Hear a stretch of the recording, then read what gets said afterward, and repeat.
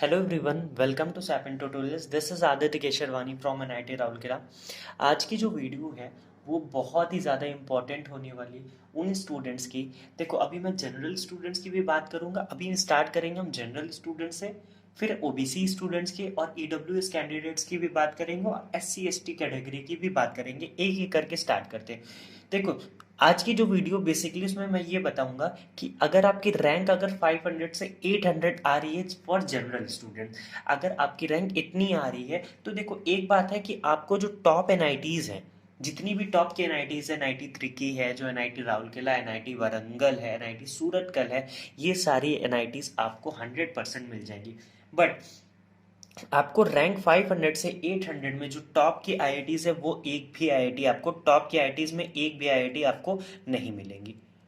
ये बात देखो 100% श्योर है, इस वजह से मैं बता दे रहा हूँ। अब टॉप की आईआईटीज नहीं मिलेंगी तो मिलेगा क्या आपको? आपको यहाँ पे मिलेंगी लोअर आईआईटीज।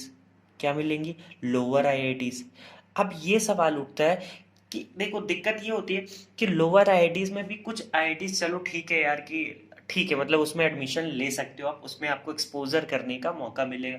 सपोज जैसे आपको सपोज आप समझ लो आईआईटी जोधपुर हो गया, आईआईटी मंडी हो गई, आईआईटी भिलाई भी हो गई। तो ये सब आईआईटी मिलने का आपको चांसेस है रैंक 500 से 800 के बीच में।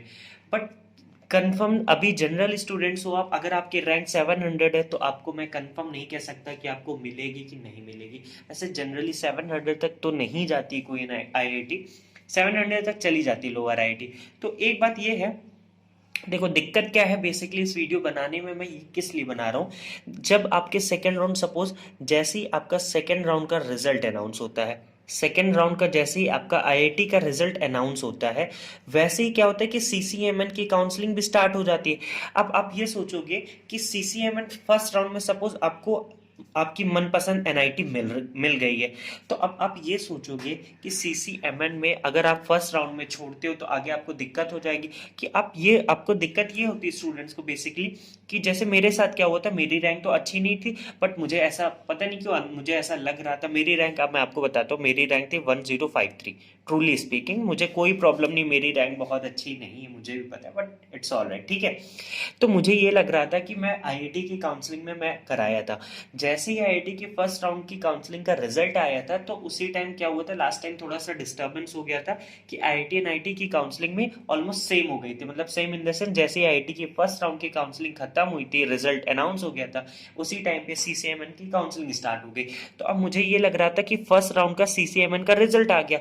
अब मुझे ये लग रहा था कि मैं आईआईटी की काउंसलिंग का वेट करूं कि नहीं करूं। सपोज मुझे, मतलब मुझे उस टाइम कोई गाइड करने वाला पता नहीं था, तो मुझे ये नहीं पता था कि 1053 में मुझे आईआईटी मिल भी सकती है कि नहीं। वैसे 1053 में आईआईटी नहीं मिलती है। तो मुझे क्या लग रहा था कि यार शायद अगर मैं फर्स्ट राउंड में सीसीएमएन का, उस टाइम फर्स्ट राउंड स्टार्ट हो गया था, तो फर्स्ट राउंड स्टार्ट हो गया तो मुझे ये लग रहा था कि फर्स्ट राउंड में अगर मैं सीसीएमएन के छोड़ देता हूँ, सपोज ले लेता हूँ और मुझे आईआईटी में भी एडमिशन मिल गया, सपोज मुझे नहीं पता था कि मिल सकता है, तो अगर आईआईटी में एडमिशन मिल गया तो फिर दिक्कत हो जाएगी। क्योंकि जब आप सीसीएमएन फर्स्ट राउंड में लेते हो तो उसके बाद जैसे ही कुछ दिन का टाइम देता है, आपको फीस सबमिट कर देनी पड़ती है। फीस सबमिट कर दोगे तो फिर वो आधी फीस ही रिफंडेबल होती है, तो फिर इस वजह से ही डाउट होता है। तो मैं आपको एक बात कहूंगा, अभी जैसे ही आपका आईआईटी का काउंसलिंग स्टार्ट होगा, अगर आपकी रैंक इतनी लाई कर रही, तो आप पहले से अपना फोकस कर लो कि आपको क्या लोअर आईआईटीज में जाना है कि नहीं जाना है। मैं एक बात ये भी कहूंगा, अगर आप देखो, अगर आप रिसर्च पॉइंट ऑफ व्यू से देखोगे तो आपको आईआईटी ले लेना चाहिए, मैं कहूंगा। बट बहुत नीचे की आईआईटी मत लो, ठीक है। अगर अगर आपको जॉब करना है, सपोज आपको कोचिंग इंस्टीट्यूट वगैरह में पढ़ाना है, तो अभी आपके पास टाइम है, आप क्या करो, DU, HCU, BHU, ICT Mumbai वगैरह जो हो गई, इन सब की, जेएनसीएसआर हो गया, आपके पास आइजर का भी चांसेस है, तो आप इन सब में अपना पूरा 100% देने की कोशिश करो। क्योंकि ये सब जो है वो लोअर आईआईटी से बहुत ज़्यादा बेटर होती है, ठीक है। तो अगर आपकी रैंक 500 से 800, तो अभी से आप सोच लो कि आपको क्या करना है। कि अगर आपको, देखो इतना तो कंफर्म है, इतने में आपको लोअर आईआईटीज ही मिलेंगी, आपकी टॉप की आईआईटीज नहीं मिलेंगी। एक और बात है कि अगर जिसको टैग चाहिए, आईआईटी का। तो मैं अपनी बात करूँ, 1053 में मुझे भी लास्ट जो स्पेशल राउंड की काउंसलिंग होती, ये स्पेशल राउंड क्या होता है मैंने ऑलरेडी बता दिए जो प्रीवियस वीडियोस हैं। अब एक बात और है कि आप लोग मुझसे क्या करते हो, व्हाट्सएप ग्रुप पे मुझसे पर्सनली चलो ठीक है मैसेज करते हो, इट्स ओके, मुझे कोई प्रॉब्लम नहीं है। बट आप वही सवाल पूछते हो जो ऑलरेडी मैंने वीडियो पोस्ट कर दी। तो मैं ये कहता हूँ कि आप पहले से वहाँ देख लो, अगर आपको नहीं मिलता कोई चीज़ या उसके वीडियो देखने के बाद कोई डाउट होता है तो मुझसे पूछ लो, पहले आप वहाँ विजिट कर लो, क्योंकि फिर सबको रिप्लाई करना मेरे लिए बहुत ज़्यादा डिफिकल्ट हो जाता है। तो मैं ये बता रहा था कि मेरी 1053 रैंक थी और मुझे यहाँ स्पेशल राउंड की काउंसलिंग में मुझे आईआईटी पलक्कड़ मिल गया था। क्या मिल गया था, मैंने आईआईटी पलक्कड़ का स्पॉट राउंड का काउंसलिंग कराया था और मुझे आईआईटी पलक्कड़। तो जिनको टैग चाहिए और उनकी रैंक 1000 तक भी है तो वो उनके चांसेस हैं, मे बी चांसेस कह सकते हैं आपकी जो लोअर आईआईटीज है जैसे आईआईटी पलक्कड़ और उपार, ये सब मिल सकता है 1000 रैंक तक भी, वो स्पेशल राउंड की काउंसलिंग में होता है।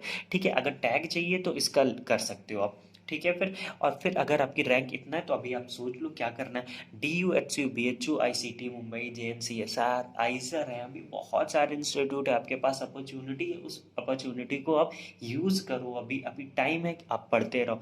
ये बात होगी जनरल स्टूडेंट की।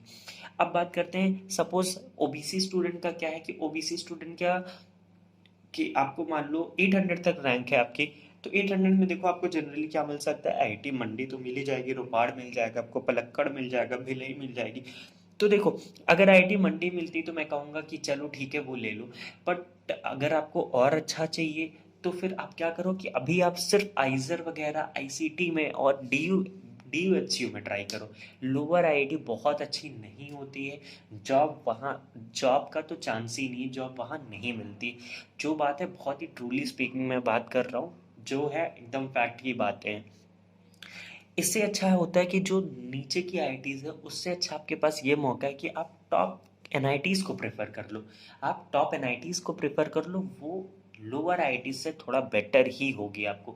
वहाँ पे आपको टॉप एनआईटीज़ में एक्सपोजर का, इंटर्नशिप वगैरह और बहुत सारी फैसिलिटीज़ लोअर आईआईटी से अच्छी मिलती है। सपोज मैं आईआईटी पलक्कड़ की बात करूँ तो अभी मैं आपको बताता हूँ, आईआईटी पलक्कड़ में तो उसका अभी कैंपस ही सही से नहीं बना है।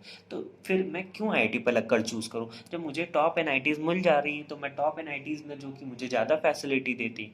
एससी एसटी कैंडिडेट्स की अगर बात करता हूँ तो देखो अभी आपका तो है कि यार अगर आपकी 2000 रैंक तक भी है तो आपको मिल जाएगी आईआईटी। और मैं कहूँगा कि अगर आप एससी एसटी तो आप आईआईटी प्रेफर करो। आईआईटी का अगर आपको टैग मिल जाता है तो आपको आगे चल के भी ठीक है, मतलब हो जाएगा। आप वहाँ भी टारगेट नेट गेट की तैयारी कर लेना, वहाँ से भी आपका हो जाएगा, तो आपके लिए ज़्यादा प्रॉब्लम नहीं है। जनरल स्टूडेंट को ये बातें पता होनी चाहिए अभी से यही कि आपको क्या करना है। ठीक है, आई थिंक इतना सफिशिएंट है, और किस इसमें मुझे नहीं लगता और कोई डाउट होना चाहिए। बेसिकली इसीलिए मैं ये वीडियो बना रहा हूँ कि आपकी रैंक इतनी है तो अभी आपको क्या करना चाहिए। क्योंकि देखो दो जगह पैसा वेस्ट करने का कोई फ़ायदा नहीं। अगर आपको आईआईटी की काउंसलिंग नहीं करानी तो क्यों आप वहाँ पैसा फंसा रहे हो अपना, है ना। क्योंकि कोई भी आईआईटी अगर आपको फर्स्ट राउंड में मिल जाएगी तो आपको सीट एक्सेप्टेंस फीस देनी पड़ेगी जो कि 10,000 है, और 600 आपको आईआईटी की काउंसलिंग की देनी पड़ेगी। अगर आपको टॉप की एनआईटीज ही चाहिए तो आप आईआईटी की काउंसलिंग कराओ ही मत, आईआईटी की काउंसलिंग कराओ ही मत, आप टॉप एनआईटीज की कराना, सिर्फ एनआईटीज की। तो इससे आपका क्या होगा, पैसे का भी वो हो जाएगा कि यार पैसा भी वेस्ट नहीं होगा। और बाकी रही बात सेंट्रल यूनिवर्सिटीज़ की, अभी आपके पास सफिशिएंट टाइम है। आईसीटी मुंबई आपको रिसर्च में बहुत अच्छा एक्सपोजर, वहाँ तो आपको जॉब का चांसेस बहुत ज़्यादा होता है।